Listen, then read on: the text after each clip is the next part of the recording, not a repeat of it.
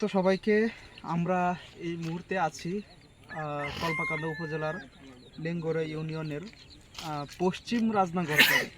আসলে চলতি পথে যাওয়ার পথে আসলে আমরা একটি এই রাস্তার পাশে একটি ঘর দেখতে পাই, যেখানে আসলে ফিরোজ মিয়া নামে এবং আয়াতুল দম্পতি বসবাস করে। আসলে যে ঘরটি আপনারা দেখতে পাচ্ছেন, এই ঘরটি আসলে চারদিকেই আসলে যে বনের যে এই বনের যে বেড়া দেওয়া, সেই বেড়া দেওয়া আসলে ঘরটি তৈরি করা হয়েছে। আপনারা উপরের যে ইয়াটা দেখতে পাচ্ছেন, এটি হচ্ছে আসলে এই প্লাস্টিকের যে কম্বল বলে, সে কম্বল কম্বল দেয়া। তো আসলে এই পরিবারটি নাকি এখন পর্যন্ত মানে তেমন কোনো সহযোগিতা পায় নাই, বা সরকারের পক্ষ থেকে এখন পর্যন্ত তেমন কোনো সহযোগিতার আশ্বাসও পায় নাই। আসলে আমরা কথা বলতে চাই যে আসলে এই স্থানটি এই কার, এবং আপনি কতদিন যাবত এখানে আছেন? এইখানে আমি 3 বছর ধরে। 3 বছর যাবত। আপনারা কয়জন পরিবারের সদস্য? পরিবারের সদস্য আমরা তো ওই যে মেয়ে 2জন বিয়ে দিছি, 3 মেয়ে 1 ছেলে, 4জন। আপনার মূল বাড়ি কোথায়? মূল বাড়ি হইতেছে রাজনগরের ভিতরেই আছি। আচ্ছা আচ্ছা। আমরা বাড়ি নেই হিসাবে তাহি আপনার স্বামী কি করে? স্বামী এমনি কৃষি কাজ করে আর কি। কৃষি কাজ করে। আপনারা 2 মেয়ে বিয়ে দিয়েছেন? 2 মেয়ে বিয়ে আর দিছি।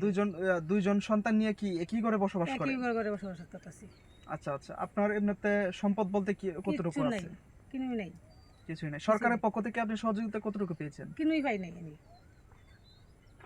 কিছুই পান না, না? কিছুই পাই নাই। আচ্ছা, যাই হোক, আমরা যদি একটু দেখাতে চাই যে আসলে ভিতরের যে অবস্থাটা, সেটি হচ্ছে যে আপনারা এই দেখতেই পাচ্ছেন যে চারদিকের যে এই নাজেহাল একটা অবস্থা, যে এই বন দিয়ে এবং যে বনের উপর যে মাটি লেপ্টে দিয়ে যে ঘরটি তারা তৈরি করেছে। তো আপনারা দেখতে পাচ্ছেন একটি মাত্র বিছানা, এবং তারা যতটুকু বলছে যে এই যদি একই ঘরে বসবাস করতে হলে যে এই মাটিতেই বিছানা পেতে বসবাস করতে হয়।